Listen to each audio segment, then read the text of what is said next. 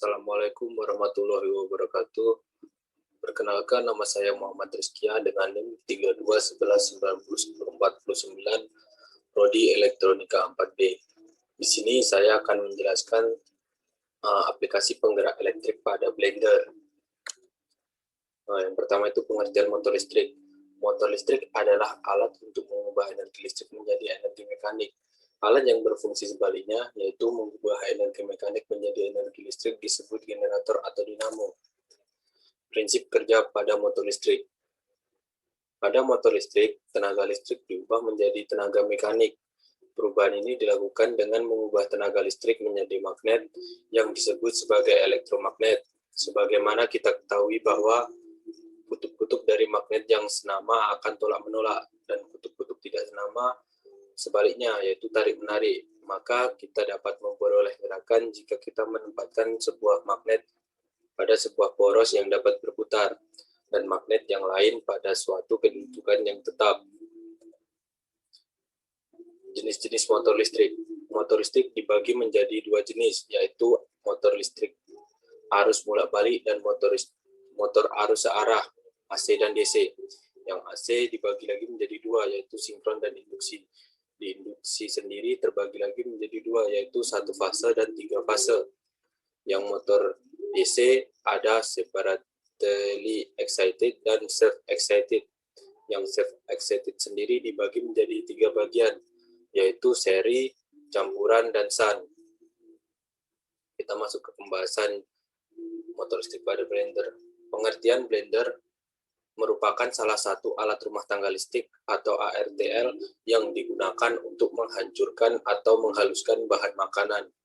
Alat ini menggunakan komponen pengiris berbentuk pisau bermata 4.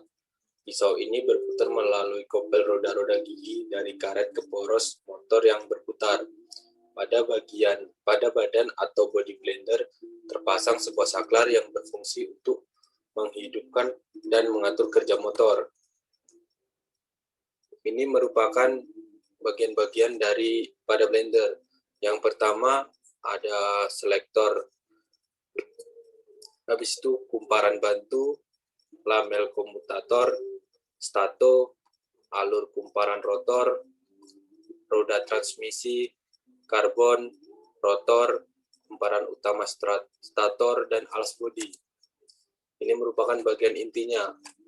Ada gulungan rotor, ini yaitu yang tengah, gulungan stator bagian pinggir, dan ujung as rotor. Rotor merupakan bagian motor DC yang berputar, tersusun atas inti rotor, kumparan jangkar atau lilitan rotor, komutator, poros, dan piring. Pada stator sendiri merupakan bagian motor DC yang diam, tersusun atas kerangka, inti stator, kutub medan, bantalan, dan sikat. Kita masuk ke prinsip kerja motor listrik pada blender. Prinsip kerja motor listrik pada dasarnya sama untuk semua jenis motor secara umum. Arus listrik dalam medan magnet akan memberikan gaya ikat kawat yang membawa arus dibengkokkan menjadi sebuah lingkaran atau loop. Maka kedua sisi loop, yaitu pada sudut kanan medan magnet, dan akan mendapatkan gaya pada arah yang berlawanan.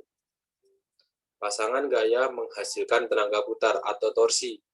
Untuk memutar kumparan, motor-motor memiliki beberapa loop pada dinamonya untuk memberikan tenaga putaran yang lebih seragam, dan magnetnya dihasilkan oleh susunan elektromagnetik yang disebut kumparan medan.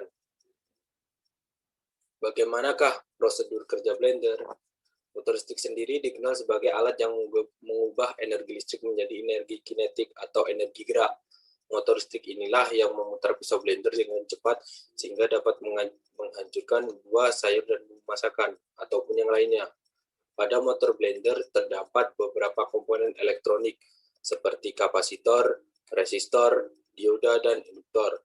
Keempat komponen elektronik tersebut mempunyai fungsi tersendiri. Semua komponen tersebut berhubungan dengan arus listrik. Kemudian semua elektronik tersebut mempunyai fungsi, yaitu kapasitor berfungsi untuk membangkitkan beda fasa yang dapat dikatakan dengan pemahaman lain, yaitu flux magnet yang berselisih fase dengan flux magnet yang dibangkitkan oleh kumparan utama, sehingga motor akan berputar atau bergerak. pada resistor, yaitu berfungsi untuk menyesuaikan atau mengurangi arus setar pada motor, guna untuk mencegah terjadinya arus yang tinggi pada kumparan motor. Pada dioda, berfungsi untuk mengatur arah tegangan yang masuk ke dalam kumparan tersebut, sedangkan induktor dan kapasitor berfungsi untuk mengantisipasi atau menurunkan frekuensi tinggi akibat putaran motor tersebut, atau menggroundkan frekuensi sehingga tidak terjadi overload. Brand sendiri termasuk golongan motor listrik satu fasa universal. Yang dimaksud satu fasa universal merupakan motor listrik dengan dua tenaga sekaligus. Pertama, tenaga yang dihasilkan berasal dari kumparan stator, dan yang kedua berasal dari kumparan rotor. Jadi maksudnya di sini dia dihasilkan oleh dua tenaga sekaligus, yaitu dari kumparan stator dan kumparan rotor. Motor listrik jenis ini adalah motor listrik yang memiliki kekuatan paling besar dengan kecepatan paling tinggi, namun dengan daya yang lebih besar pula. Ini merupakan contoh gambaran dari motor listrik satu fasa universal. Bisa dilihat pada gambar. Oke, sekian, terima kasih presentasi yang saya sampaikan. Kurang lebihnya mohon maaf. Wassalamualaikum warahmatullahi wabarakatuh.